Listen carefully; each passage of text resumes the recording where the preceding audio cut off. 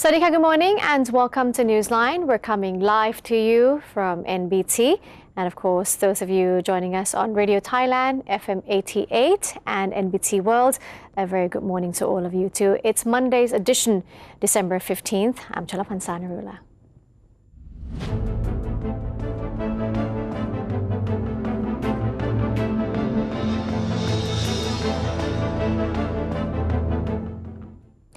And let's have a look at today's segment of Thailand Moves Forward. The Ministry of Energy has come up with a new oil price structure which will be proposed at the meeting of National Energy Policy Committee chaired by Prime Minister General Prayut Chan-o-cha today. The new oil price structure will see a reduction in excise taxes for all types of benzene and an increase in excise tax for diesel. However, cash deduction from petrol, which is directed to the oil fund, will be lifted depending on the types of petrol. According to the Ministry of Energy, the excise tax of benzene 95 will be lowered by 1.6 baht to 4 baht per litre. The excise tax of gasohol 95 and 91 will decrease by 1.44 baht to 3.6 baht per litre.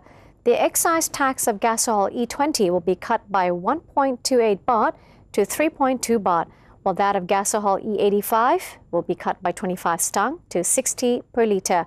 Unlike benzene, a litre of diesel will be taxed by 3.25 baht to 4 baht. Meanwhile, the ministry is planning to collect more money from petrol for the oil fund. That is, an amount of 10.7 baht will be deducted from a litre of benzene 95, up by 55 satang. Cash deduction from gasohol 95 and 91 will be 6.1 and 4.45 baht respectively. An amount of 1.6 baht will be taken from gasohol E20 per litre, while that taken from diesel will be 1.26 baht per litre. Gasohol E85 will still be waived at 11.5 baht per litre. The Office of Agricultural Economics has unveiled a master plan to develop Thailand's palm oil industry between 2015 and 2026. According to Secretary General Lersak Riutrakoon Phaiboon, the office has drafted the 10-year master plan aiming to increase the country's palm oil production to reach a balance between demand and supply in the country. In the plan, plantation areas will be extended from the present 4.5 million rise to 7.5 million rise, while production should be increased from 3.2 tons per rai to 3.5 tons. The office will also promote the country's annual consumption of palm oil, hoping to increase the yearly consumption from 1.02 million tons to 1.35 million tons, and increase the use of palm oil as an alternative energy source from 1.3 million tons to 2.6 million tons, while maintaining exports at 300,000 to 700,000 tons a year. Though Thailand is the third largest palm oil producer in the world, it remains a distant third behind Malaysia and Indonesia. The two countries combined have output of 85% of the global palm oil production. The Ministry of Public Health is ready to provide 6 types of health services at no charge as a New Year gift for Thai people, while also taking action against problem of teen pregnancy. According to Public Health Minister Dr. Ratchatanawin, the 6 services include dental implants for over 40,000 elderly people, diphtheria and tetanus vaccines for 28 million people aged between 25 to 50 years old, and measles vaccines for 3 million toddlers. People may avail themselves of the services at public hospitals and health centres around the country. Other services consist of screening from over 9 million senior citizens for those who are unable to take care of themselves and providing them with proper care. People with cataract will receive a free eye surgery to help them see clearly again. Under the same campaign, 22 million Thai families will be able to get themselves a family doctor. A unit will also be set up specifically to provide medical personnel to look after and comfort patients who are terminally ill during their final days. Meanwhile, the Ministry of Public Health is also taking serious action against the problem of teenage pregnancy, which has been rising fast in the last 10 years. During a visit to Buriram's hospital, the Minister of Public Health unveiled a plan to develop teen clinics in hospitals under the ministry to address this problem. He said teen clinics should be easier for both teenagers and their parents to access and ask for help. While keeping secret the names of teens who are pregnant, the clinic should cooperate with their families and schools to sort out the problem. According to the ministry, Thailand's teenage pregnancy rate is high when compared to other Southeast Asian countries. Even though the nation's overall birth rate has been gradually dropping, the rate of teen births is rising rapidly. In the past 10 years, more than 1 million children were born to mothers who were aged between 15 and 19. Moving on, the first Vice President of the National Legislative Assembly, or NLA, believes religion helps people coexist in the world. NLA's first Vice President, Surathai Liangbullurchai, said that religion is one crucial element that will remind the people the importance of the commitment to do good deeds in order for all to live civilly in the society. Mr. Surathai stressed that it is one key principle of Thailand to allow people to choose their religion because every religion only preaches about doing good things while living. He noted that under current circumstances, people are becoming more materialistic than paying attention to how to help people better themselves. Therefore, he believes that promotion of religion will help turn that course around, particularly when humans are the most important resources of the country in the era of capitalism. The President of the National Reform Council has scheduled a meeting with all members for opinion hearing on national reform and constitution drafting. The President of NRC, Tianchai Kiranan, has announced the call for NRC mention on December 15 till the 17th of this year to discuss the report from the 18 select committees who have collected the public opinions on the national reform and constitution drafting. This meeting is considered as a very important meeting as the NRC will discuss all comments and feedbacks from the public that select committees, which will be considered by the Constitution Drafting Committee in order to draft the new constitution. The 3-day meeting will be broadcast on the National Assembly radio and television broadcasting station. However, there will be no vote cast in this meeting as allowed on the interim constitution. A member of the National Reform Council is suggesting that Thailand's legislative and judicial branches should remain separate in order to make it possible for scrutinization. NRC's chairman on the committee in charge of political reform, Sombat Thamrong Thanyawong, said that the committee believes members of the legislative branch should always be elected by the public to administer the country, while the judicial branch always has the responsibility to enact laws and inspect the legislative branch. Mr. Sombat added that while the judicial branch can be in charge of filing criminal charges against any holder of political offices, the Prime Minister will have the power to stop any law deemed inappropriate and send it back to Parliament for review.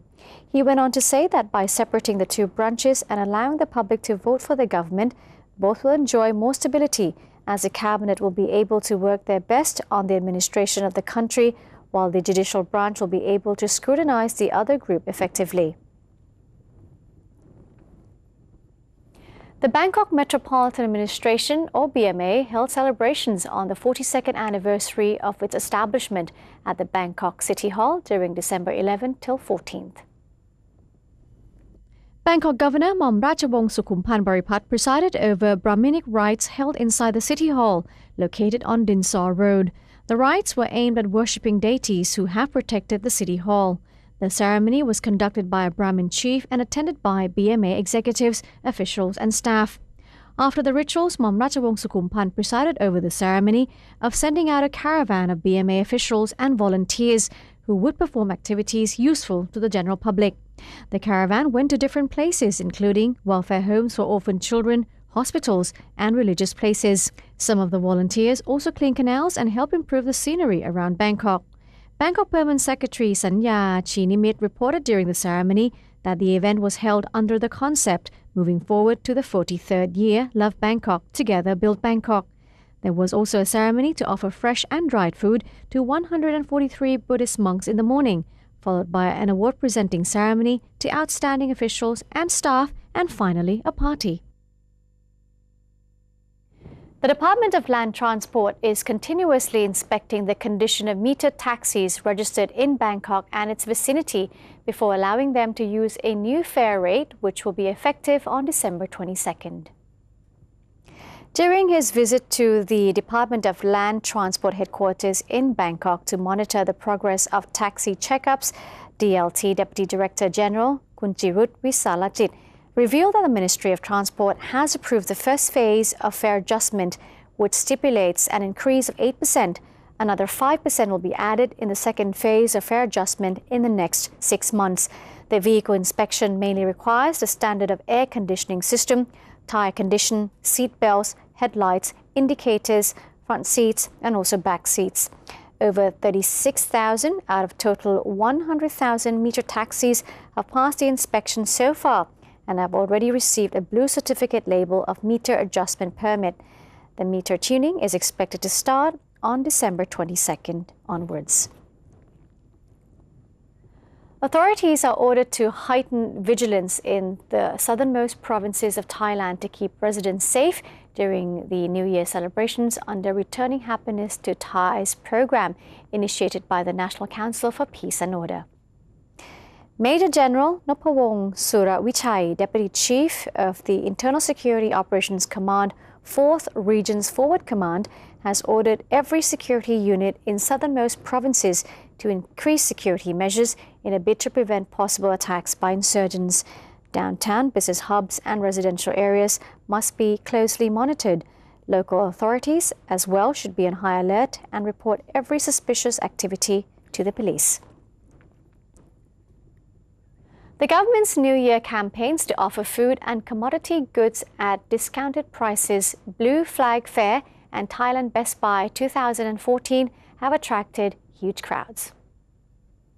The first Blue Flag Festival held at Impact Arena, Muang Thong Thani in Nonthaburi Province, offering residents commodity goods such as eggs, pork, cooking oil, sugar, kitchen utensils, and other items at discounted prices from more than 500 vendors, has been quite popular with the Thai customers. People looking for a bargain have been seen lining up, waiting to purchase their items of choice, offered 3 times each day, 11 a.m., 2 p.m., and 6 p.m., during which each customer is allowed to buy a limited amount of certain goods, which are in great demand to ensure that supplies are sufficient. Meanwhile, Thailand Best Buy 2014, which is being held at Queen Circuit Convention Hall in the heart of the city, offering various New Year's gifts, souvenirs, and home decoration items, has also been drawing huge crowds of people from the opening time, 10 a.m., all the way to the closing time, that's 8 p.m. in the evening. About 850 vendors have gathered for this massive event, offering brand-name gifts, jewelry, garments, and leatherwares at discounted prices. The event will be held until December 21st. Some news on the weather now. Officials have declared 2 more districts in Loei Province cold disaster zones. Meanwhile, the Public Relations Department handed out donated blankets and stationery to locals and students in the cold-struck areas in Nan Province. The donation caravan, which left Bangkok for Nan, arrived at its destination in Bok Leur district, where officials handed out the donated blankets to various schools in the area. Meanwhile, Phu Kradung and Phu Reu districts of Loei have been declared as cold disaster zones after the temperature in the areas dropped to 9 degrees Celsius, affecting more than 130,000 residents. Although the local administration officials have distributed about 16,000 blankets to the locals, many of the cold victims are still in need of winter clothing. The Department of Meteorological has recently predicted that temperatures in Thailand's northern and northeastern region would further drop by 2 to 4 degrees Celsius in the next few days as a result of the high pressure trough from Vietnam and Laos. And temperatures in the northeastern province of Sakonnakhon have dropped for 2 consecutive days, with the lowest temperature being 13 degrees Celsius. More than 200,000 people in the region have been affected by the cold spell.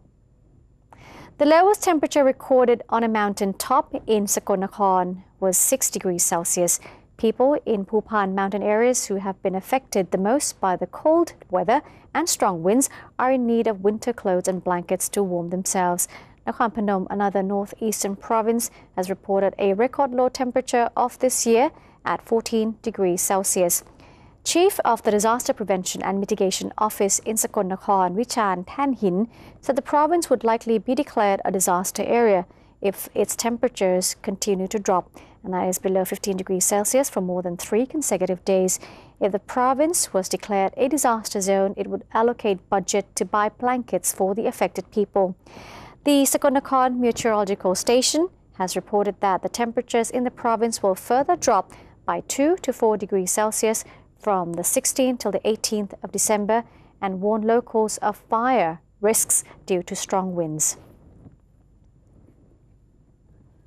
And the western province of Ratchaburi has kicked off its tourism season with the blooming of hundreds of thousands of sunflowers in Jombung district. Wipawi Suttawanit, owner of a sunflower field in Jombung district, said the field has become a popular tourist spot for a large number of tourists. Visitors would stop and take photographs of the blooming yellow flowers along the beautiful landscape. Ratchaburi is one of the 12 secondary cities that the tourism department is promoting to be a new tourist attraction next year. Under its plan, the 12 cities will bring out their uniqueness and launch interesting and fun activities so as to boost local tourism. The program was initiated by the Minister of Tourism and Sports, Gopkan Wattanawarangkoon, aiming to push for recovery of Thailand's tourism sector that had been affected by years of political unrest. Beautiful indeed. And that's it for today's edition of Thailand Moves Forward. Before we take a break, here's a look at the exchange rates and commodity prices.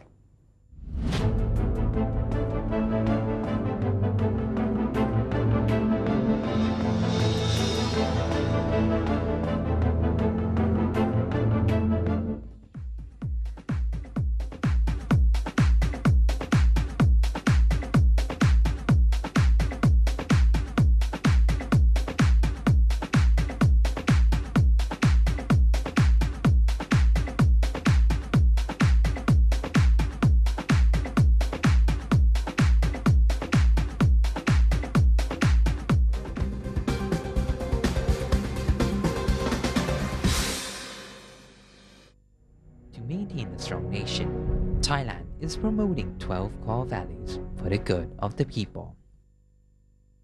The fifth core value: maintaining preservation of Thai traditions and cultures.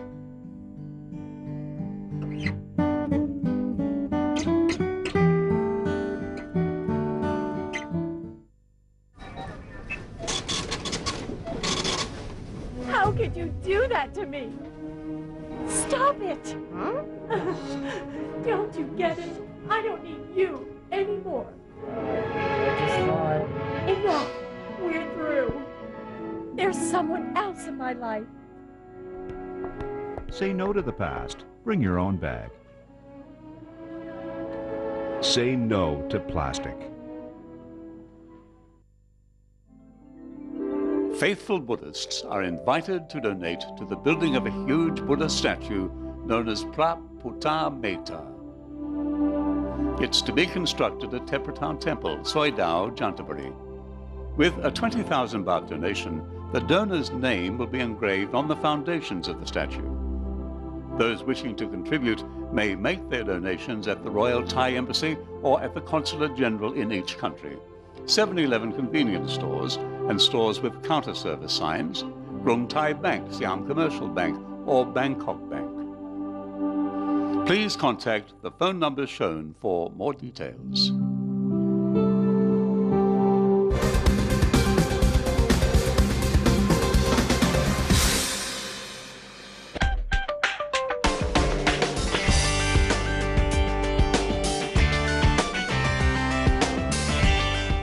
Welcome back. You're watching Newsline. Now to international news. Indonesian President Joko Widodo yesterday visited the scene of a landslide where he said he would assess whether more heavy lifting equipment was needed. Police, soldiers and volunteers were using their bare hands and makeshift tools to search for survivors and clear the area on Saturday after the disaster happened on Friday night. Hundreds have been evacuated from around Jemblang village in the Bojonegara district of central Java, about 450 kilometers from the capital Jakarta, where media pictures showed a flood of mud and water cascading down a wooded mountainside. The National Disaster Mitigation Agency said 24 people had been killed, 84 were missing, and 577 people from the surrounding areas had been taken to temporary shelters, adding there were 2,000 people involved in yesterday's search and rescue operation.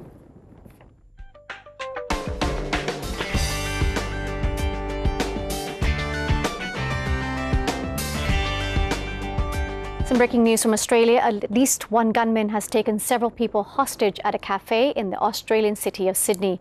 A huge police operation is underway in Sydney's financial district, with reports that up to 20 hostages are being held in a cafe. Part of Martin Place, home to the Reserve Bank of Australia commercial banks and close to the New South Wales State Parliament, has been closed off, and up to 100 heavily armed police are surrounding the area. A black flag with white Arabic text, similar to those used by Islamic State fighters in Iraq and Syria, was also visible. Witnesses reported hearing loud bangs that sounded like gunshots. We will bring you more updates as we receive them. And now let's move on to our next story. Japanese Prime Minister Shinzo Abe's coalition scored a big election win yesterday, allowing him to forge ahead with his economic policies, but record low voter turnout showed many are not pleased with his performance. According to public broadcaster NHK, Abe's Liberal Democratic Party, or LDP, and junior partner Komeito Party won over two-thirds of the seats in the 475-member Lower House in yesterday's election, with the LDP projected to gain 290 seats. The Komeito Party won 35 seats, giving the ruling coalition a combined total of 325, far more than the 294 seats the coalition held before Mr. Abe called the snap election. The victory will give Abe a third term as the country's leader through 2018. Leading players in the debate over global climate change characterized the last-hour agreement reached at the UN Climate Change Summit in Lima yesterday as a good start in the drive to limit increases in global temperatures. Earlier, about 190 nations agreed on the building blocks of a new-style global deal due in 2015 to combat climate change amid warnings that far tougher action will be needed. Under the deal reached in Lima, governments will submit national plans for reining in greenhouse gas emissions by an informal deadline of March 31, 2015, to form the basis of a global agreement due at a summit in Paris in a year's time. The national pledges will be added up in a report by November 1st of next year to assess their aggregate effect in slowing rising temperatures. As a result of opposition led by China, there will not be a full-blown review to compare each nation's level of ambition. The city of Luxor witnessed the results of the restoration of a part of destroyed ancient Egyptian temple yesterday after a team of European and Egyptian archaeologists reassembled the second of two colossal statues of an ancient Egyptian pharaoh. The temple was destroyed 3,000 years ago after an earthquake, but was discovered in 1933, then rediscovered in 2010. The two statues were lifted up from the ground, then reassembled, renovated, and built back again. The funerary temple on the west bank of the Nile consists of two statues: King Amenhotep III, the 18th dynasty ruler, who lived during the first half of the 14th century before Christ and is well known for being the grandfather of King Tutankhamun. Amenhotep built the biggest temple in the area, occupying almost 700 meters. The first statue was reassembled last year and stood at almost 13.5 meters, while the latest to have been reassembled stands at 14 meters high. And that's it for today's edition of Newsline. If you do have any suggestions or comments, please feel free to email them to us at newsline.nbt@gmail.com. You can follow us on Facebook as well and have a look at our website, that is thainews.prd.go.th/news-eng. Today we say goodbye with the Leung Tipawan flower fields in Ubon Ratchathani province. So do enjoy the flowers. I'm Cholapan Sanarula. Thank you very much for joining us. Swadee ka.